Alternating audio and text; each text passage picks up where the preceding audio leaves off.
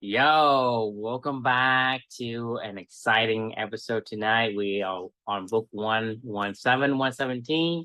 We want to talk about moonwalking with Einstein. And, you'd be surprised by what this means. So I'll let Chris explain it a little bit Yeah. and let's discuss it.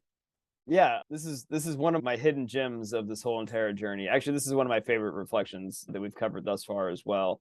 This is before I gave myself license to write multiple reflections that weren't like my top five favorites. I may go back and write a couple extra ones from this one just because there were so many things that I wanted to write about this book. I really love this book. I thought it was fantastic. The book's called Moonwalking with Einstein by Joshua Foer, who actually is the brother of Jonathan Safran Foer, who wrote Extremely Loud and Incredibly Close and a few other books. I think we already did Extremely Loud and Incredibly Close about Oscar and 9/11 and the whole, every quest begins with pain, every epic quest begins with pain kind of thing. Anyway, this is his brother that wrote this book. So it's kind of cool. This book the title is called Moonwalking with Einstein, the art and science of remembering everything. And the reason why it's called Moonwalking with Einstein, this book is about Joshua's journey of diving into the world of mental athletes, where you do like speed card reading, see how many cards you can remember on dex cards, where you do like whatever. They have like these mental, they're mental athletes. They do like these mental Olympics, basically, you can be like the US Open champion of mental athletes or of mental, games and stuff like that. He was a journalist and he wanted to write like an article for something that he was doing. Biggest bluff, right? Yeah, just like my biggest bluff. Yeah. In the rise of the ultra marathoners, with Ed Harahan, Finn, and a few other ones that we've done along the way. I'm like a sucker for these books about like journalists just like going deep into a world that they don't know anything about. Anyway, so he thought that there was some like trick to this whole entire like remembering everything, and he thought that these guys were either like savants or geniuses or they had some crazy tricks that they do. And what he ended up finding out was it's none of that actually. What these people do is they build these. It's really who can be the most creative and who could have the best imagination is who is the best mental athlete and can remember the most. And that's because we think in stories, we think in time and place, we don't think in words, we don't think in numbers, so whoever can mentally lock in like a deck of cards or a particular type of card to the most imaginative thing that can come to their mind, like Moonwalking with Einstein is an ace of spades or something like that. When you see it and you're remembering the order of a deck or something like that, that's why it's called Moonwalking with Einstein, because you see that you can visualize, oh, I'm moonwalking with Einstein. That's how you can quickly remember Moonwalking with Einstein, ace of spades. It's a way to use how humans think, to use your imagination and creativity to help you to remember and to build out these memory palaces of, like you walk into your parents' house you grew up in or something like that, and you look over to the front right room that you know so well, and you see Moonwalking with Einstein going on over there, and you're like, ace of spades. These are just ways for you to quickly recall very fast how you can be a memory champ. So Joshua did this, studied it, started to really dedicate himself to it. Ultimately ended up winning the United States Memory Championship. Just like my biggest bluff. It's right. Almost identical in terms of trying a journalist going into a new space, become the rookie, and eventually winning. Right? To me, that's incredible. Yeah, exactly. I mean, he did retire after that. I think he said, I don't want to make this my life. But yeah, it was pretty cool. It was a really fun story. And I really enjoyed it in general. And not only did I enjoy it, I learned so much from this book. And one of the things that this is before I gave myself the freedom to write multiple reflections per each book.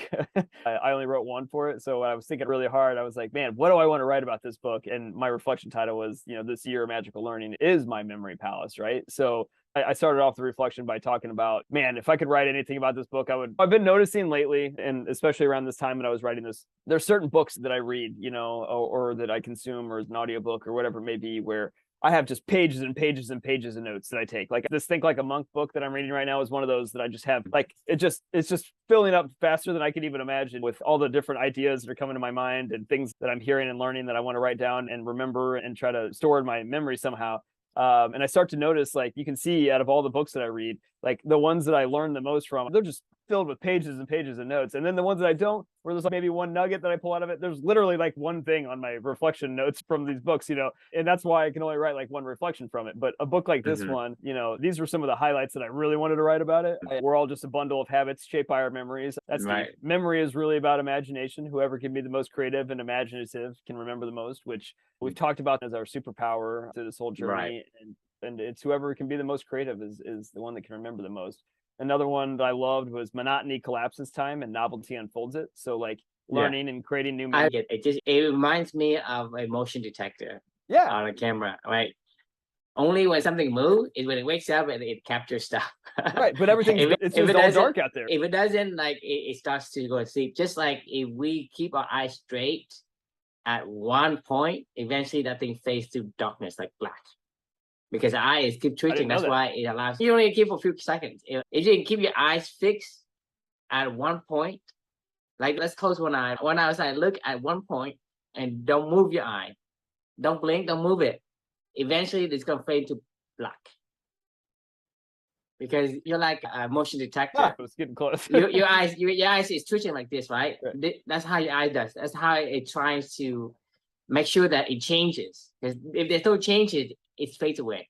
Interesting. So the monotony of time, right? Right. You don't recall anything. No. And not only that, it drags on like so novelty unfolds that time.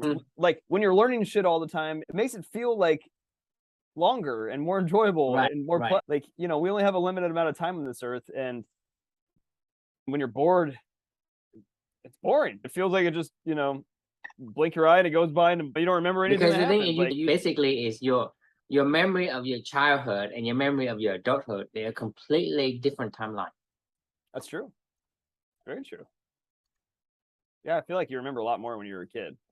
Because it's all new, you know, and it's all fun and you're learning so much, you know. Yeah. It's everything you do is new, but when you're an adult, you do the same freaking not anymore. Not with your magical learning. Exactly. But you're right. I mean, before that it was like you could chunk 5 years at a time of my I spent 10, 15 years and it seems like it was yesterday. Right. Because I was like, okay, what did I do? What happened? I worked somewhere. I went to work. I came home. Most people like their resume is like, oh, I work at company A, and then maybe company B. Right. That's it. Right. So there's only two things. Right. You get up, you get dressed, eat breakfast, you go to work. You know, you do whatever. I mean, I work too. I work do the same thing. Right. For 20, 40, 50 years. You know, until you retire at 70 something. Right. And then I say, okay. What do I remember? Well, not much. I worked for one company, and I did the same thing every single day for 50 years. Right. So you just collapse that time. Yeah, new stuff really does unfold time. I mean, we've been doing this stuff for like a decade. I really feel like I mean, it's a lot because every day we do different books and different lessons and a different discussion, right? And different writing for me every morning, like a different run every day, a different workout or whatever it is. The stuff that I do with Amelia every day, it's always new and different, and I'm trying new stuff all the time, or a monthly challenge or whatever it is. It's all. Like when you're living your values and you're exploring new different ways you can live your actions, like, or you can live your values through actions, like it's always new and it's always fun and it's always something refreshing and new and makes time go by a lot slower, but that's not a bad thing because I feel like I enjoy these. Because when you're an adult, everything is like, hey, you know, I'm in a hurry. I'm always behind because you do the same thing every day. And it seems like yesterday when you know, it's been 10 years. Right. But when you're younger, a whole hour takes so long. You have so much time. Man, when I think of my 20s, I can only remember basically working in a few wins that we had along the way, maybe a few promotions or something along those lines, and the people that I worked with, you know, that's about all I can remember. There's a few trips that we took, you know, whatever. That was fun, and I cherish those memories. But for the most part, it just feels like a big blur of working, you know. When I think about my time since Amelia, you know, has entered my world, you know, I feel like I've done more things than I've done than my entire adult life in the past 2.5 years. I mean, it's crazy. But this is not the reflection. This is why I wanted to write about these different things, right? Like this is why I wish I would have, you know, given myself permission back then. But I guess I can always go back and do it again. But now I feel like I've kind of missed the mark because it's not top of mind anymore. All right. So by the time we're out of time. Right. Well, to be fair, that's why I said this book was really good. There's a lot of things that I really love about it. So another one that I wrote down that I really wanted to write a reflection about was if remembering is human, to remember more is more human, right? So like this is important. Like this is what we do. Using our memory, using our imagination, creating stories, like remembering, like that is humanity at work, right? And if you're trying to build more memories, do more, learn more new things, that means you're using your imagination more, and means you're being more human, which is even better. And then the final one was, our brains are really good at understanding time, place, and meaning, but not necessarily words or numbers or things like that, right? So, because those are abstract construct that we made up.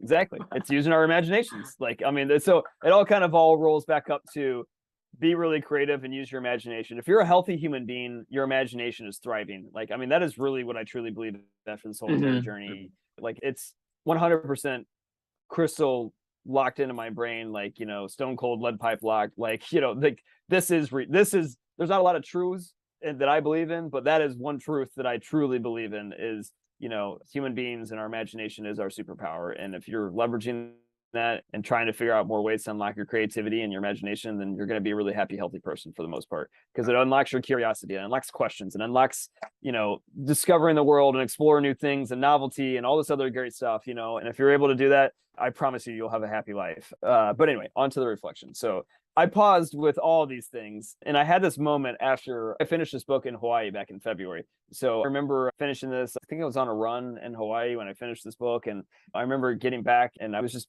thoughts were just percolating around in my head, and I was like, man, what a great book. And I don't know why, it just popped into my head. I was like, this year of magical learning is my memory palace. I was like, this is how I associate stories to what I learned, to lock in these memories, to understand, to truly understand, and to share it, help myself remember for the future, but at the same time, like, to help other people as well, And as soon as I had that thought, I was like, holy shit. I was like, this is Amelia and Maya's memory palace. Like, this is where her and I share our life together, our living for two together, our purpose together, And this whole entire journey has been something where, I mean, I'll never forget these things. And like, I feel like I think of these things all the time now, where like I'll think of something and I'll remember the reflection, and then it just unlocks all the memory of the book, like you're talking about green lights and the art of running downhill. We were just talking about that right before this. As I remember that, I remember the certain things that Matthew McConaughey did and then he didn't do. And then I start to remember the whole story, and it all just starts to unfold in my head. I feel that story. I remember where I was when I was finishing these books. I remember what I was doing. I remember how I felt. I remember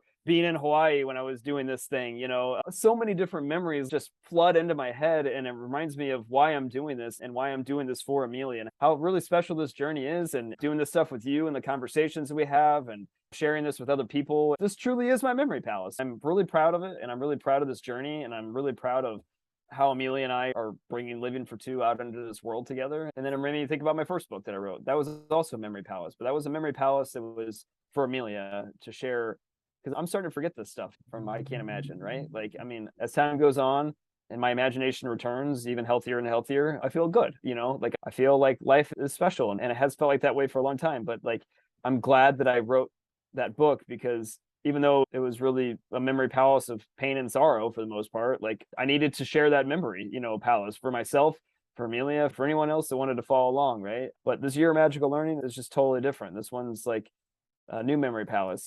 I Can't Imagine's in the back. This is like our new go forward memory palace. This is something that I'm proud of. I mean, I remember telling my therapist Loretta when we would talk every single week on Wednesdays, and I remember back when I finished the book I Can't Imagine the first time, and I was like, I'm not proud of this book. I just finished a 400-page book for my daughter, and I poured my heart and soul into it. I cried every day, but I'm not proud of it. I'm still not proud of it. I'm not proud of it because I don't want to tell that story, and I don't want to share that story with other people. Even today, when people ask me about it, and they're like, hey, I finished the book and really was inspired by it, or whatever message they share with me, I kind of don't want to talk about it. And I don't mean that because I don't want to talk about my daughter or I'm ashamed of it. What I want to talk about is your magical learning, because this is Amelia and I living together. This is us taking that pain and sorrow and turning it into something that I'm proud of to do for her. Like, I wasn't proud of that. Like, that was not a moment where, a memory palace that I'm proud of. It is a memory palace, but I'm not proud of that one. This makes me feel so damn good every single day when we have these conversations and we get to share these reflections, and I get to do this writing, and it's just truly a magical journey, and it's pretty awesome. So that's the reflection for the day. I'd love to get your thoughts. Right. And I think everybody has a memory palace. That's why, the question is, what are some ways you can create your own memory palace? Right. To tie what you learn the meaning, For me, is I love quotes and saying, right? The proverbs, right? For lack of better terms. Same thing with another term that, in the Green Light book, Matthew McConaughey, he called it bumper stickers. Yeah, bumpers. Yeah, I like that. Right. And so basically these sayings essentially is a memory palace and memory triggers. Yeah. So when I talk about, a view must damn, right? I know what that means. And you Right. and I both know what that means. I mean, there's Yeah. a whole backstory to the saying that from one short sentence, we understand the concept and the core value that goes with it. Right. And as people remember things, right? These are the libraries of memories Yeah. that we can go back and pull it out. Because the thing is, you don't know, you sometimes you don't remember a lot of things that you like, they details the content, right? You just know, hey, the books has this title, you pull it out, and then it triggers details inside of the book. So when you're talking about having your memory palace as the year of magical learning, the moment you look at this particular reflection, you knew that, where you were in Hawaii, you were doing some kind of running, right? So these detail goes with these memory triggers and these Right. memory palettes, and everybody has their own, right? And for me is, I love to collect proverbs, and I love to say, sometimes I just make up my own. I mean, sometimes it doesn't make sense to anyone else, but it's only to me. Right. And that's what it's supposed to be. And I think, having, and then one of the things that you said that I really agreed is when you can remember, like you say something about every memory is human, to remember more is more human, right? Right. And meaning that if you can have a healthy imagination, you will have a healthy mind. And healthy mind. And a lot of time we talk about having a memory of a kid and memory of an adult. They're two different things. And a lot of time adult, they go into these mental illness, right? Mm-hmm. The dementia and all that stuff, just because they have no memory. Yep. Because the memory is always collapsed, right? Well, I didn't do anything different. So your memory gets blurred. It blur into one another. So all your events collapses, and then you can't remember anymore. Eventually, you lose that capacity. Mm-hmm. And so there is science study that backs it up. If you learn more, you have a much healthier mind in your old age.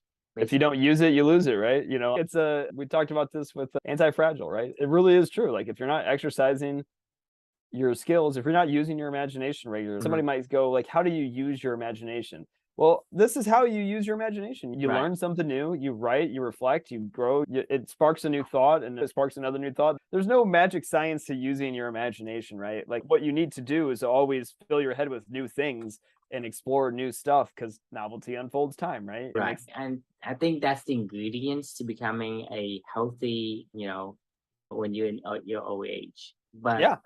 the thing that kind of like occurs to me is that most of these people, when they're talking about trying to learn new things, where they do crossword puzzle or they do some kind of memory work problems or whatever, right?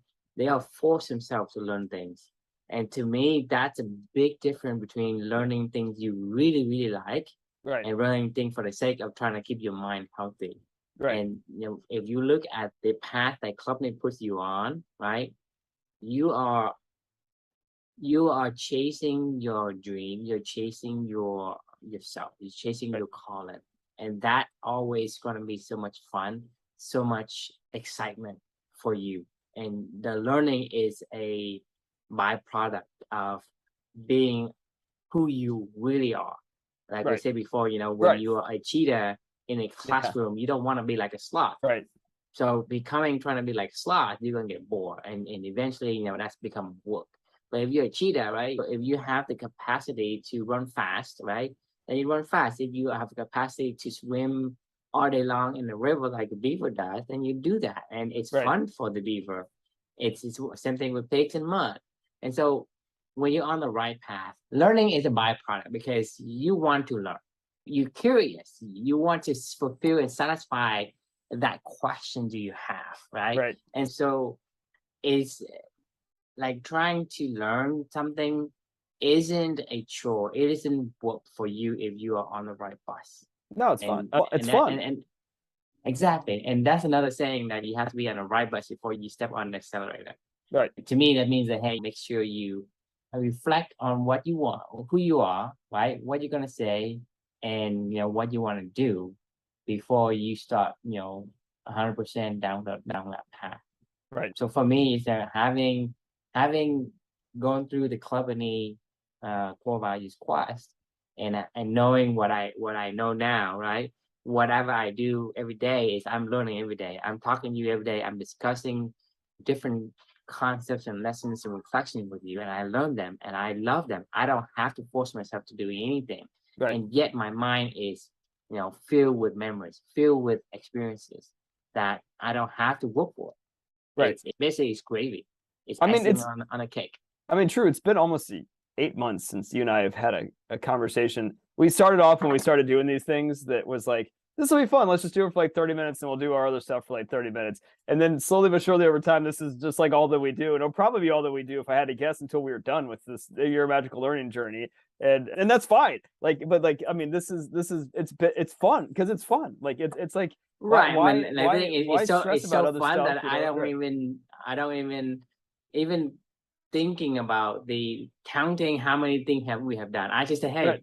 what book are we on, right? Right. What's next? I don't know. I just don't know because I don't count them. It never crosses my mind. Oh, I'm almost there. I'm halfway there. Whatever. I don't count them. Right. Right. And so that's the thing is, I'm just enjoying the ride, and so it's not work. And so for me, I want to make the distinction is that most people understand that hey, you have to have a imaginative mind, a memory of sort, and learning, be creative or whatever, to retain your cognitive right capability when you're in your 80s and 90s. Right. That is what science told us. You have to be learning something.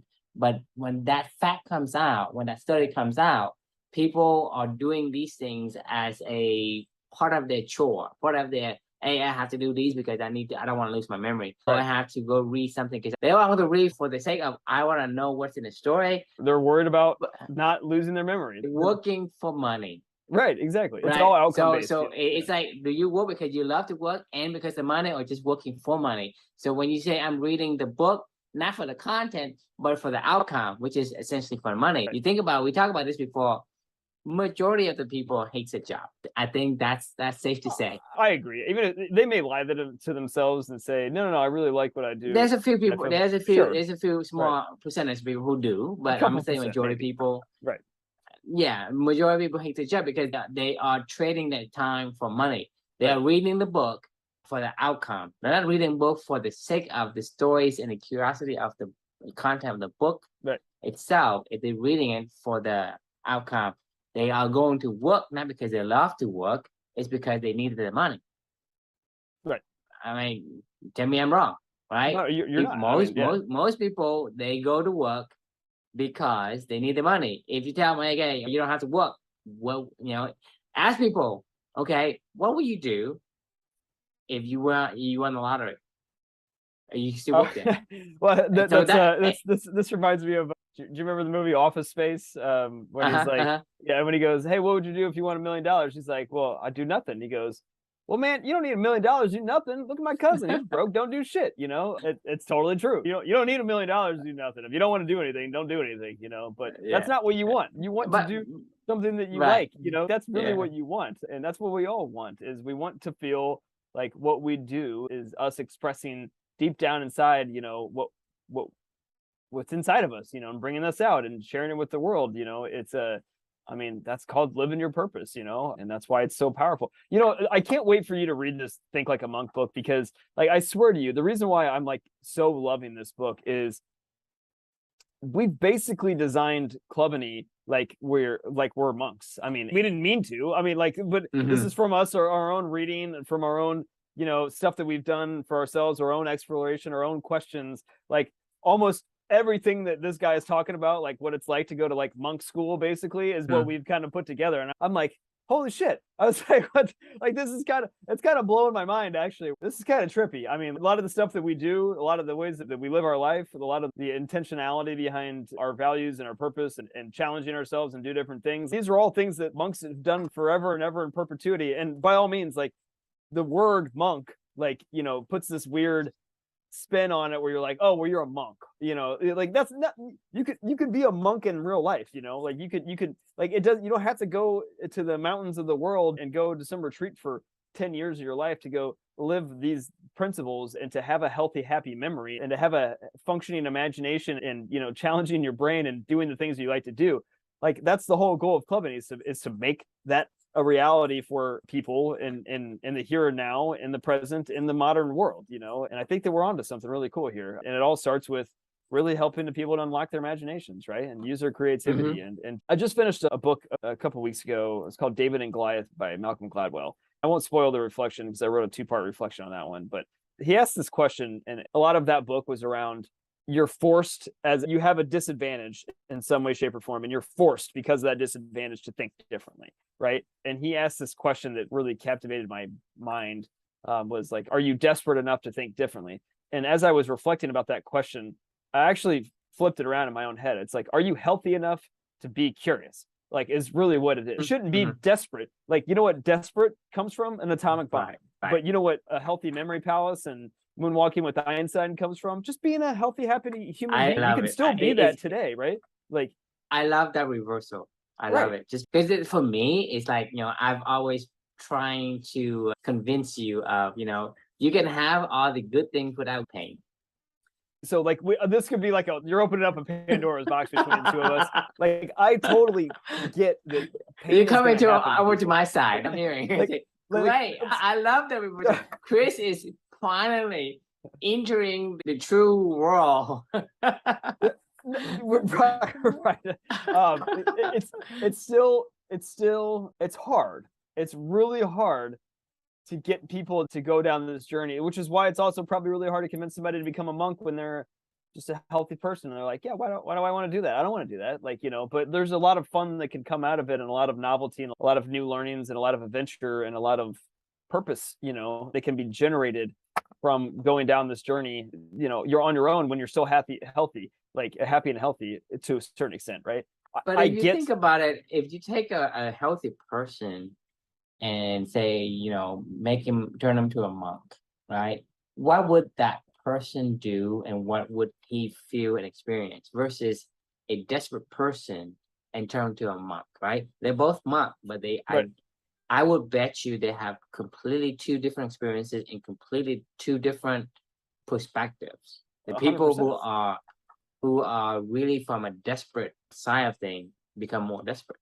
I guarantee you, because that's all they do. Say, I'm becoming a monk. I cannot be distracted by anything. This is my solution to my problem of being desperate. Is I'm going to become a monk. Like I'm going to swing the pendulum from all the way back here to all the way over to here. Like, but that you can't. Isn't sustainable. Maybe I'm missing something though. But when you are, let's say you have a tragedy, right, an atomic bomb, and you want to become a monk, right? How does that fixes that? It doesn't. I'm not saying exactly. That it does. Saying my point is, all you're doing is just swinging violently from one end to the other end, and it'll eventually swing back. When you become a monk, you still live with that memory. Right. You haven't fixed anything. Right. You're never gonna fix it, but like you haven't. You're just all you're doing is running away. Like at that point. That's what I'm saying. Right. So becoming a monk, when you become a monk, when you are healthy, you actually have a different chapter in your life. Just like in Green Light. Right, you're looking at the guy who is enjoying his life, going to an exchange program to Australia, right? This is where he learns to reflect and understand and think for himself. It's a monk shit, and then that makes him better. Right, that makes him better when he came back. But if you're talking about a person who comes from an atomic bomb, a tragedy, and you make him to a monk, all he does is thinks about his tragedy all day long. Yeah, no, there's nothing to distract him from doing it. Become monks, okay? What do monks do? The only thing I see is the rubble of the aftermath of the atomic bomb. The only thing I see is me crying every day. Right. It actually makes it worse. So you should not become a monk from the desperate side. You have to come from the healthy side. That's why I really like the reversal that you did. Right. Because it actually adds on when you get to it. But if you do from the other side, it actually adds on to the negative side. Yeah, I mean, it's like a compound effect, right? I couldn't agree more. And that's why when I think of Clubany, I think of I want to help people that want to be healthy enough to be curious, right? I don't want people coming into Club we like we that are can't desperate, change anyone, exactly. right? You can't solve anybody in Club can't solve somebody that just lost a child's mindset in life. There's nothing that I can do. That is your journey, and that is something that you're going to have to fight through, and you're going to have to fight through on your own. Even somebody that can literally, say, I've done the exact same thing that happened to you. It's not the same thing. It's never going to be the same thing. The circumstances are never, ever, ever or they're unique to your own, right? Like, and Right. you have to fight through the rubble of your own life. You certainly need a community to help with that. I'll be there to talk to you, but I don't think that you're ready to talk about using your imagination as your superpower when you're just struggling to get out of bed every single day. Like, that's almost offensive. Because that superpower becomes a kryptonite. Exactly. It's like offensive. Like, I mean, it's like fuck you. Don't tell me to to use my imagination right now when all I can think about is, like, watching my daughter being held by my wife, taking her last breath. Like, Right.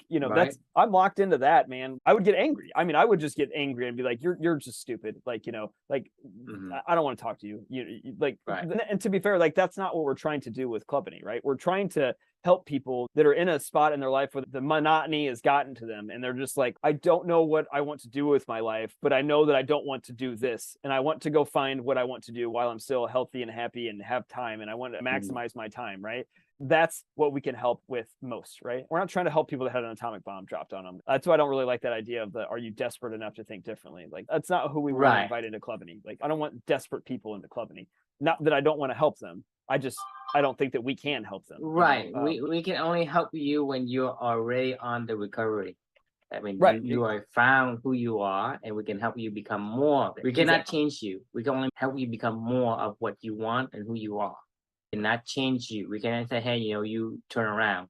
We say, well, we're on the same path. Let's go together. That's all we can do. I'm not going to tell anyone to turn around. If I cross street with you, if I cross path with you, if you're going opposite side, I'm not going to tell you to turn around, because, I mean, I don't know where you're going. But if you're on the same path, right, we can go together. That's what I imagine when I think of Clubany. Clubany is about helping you become more of yourself, helping you become more human. Right. If remembering is human, remember more is more human. No, I really do love that. I don't actually know how we got down this topic, but either way, it's always a fun adventure on these conversations. So I'm going to say, let's put a pin on this one, because this is one of my favorite personal reflections. I'm going to always remember this book because it brought me to think about this whole journey even more uniquely and differently. I really do love this book. I would recommend it to anybody. Check it out and start building your own memory palace. Write your own stuff. Go learn new things. Lock into those adventures in your mind so you can always recall them and keep building on it. We can leave you with the question of what are some ways that you can create your own memory palace to tie what you're learning to Mimi. Thanks for joining, and looking forward to the conversation tomorrow, as always. Yep. We'll see you next time. That was a fun one.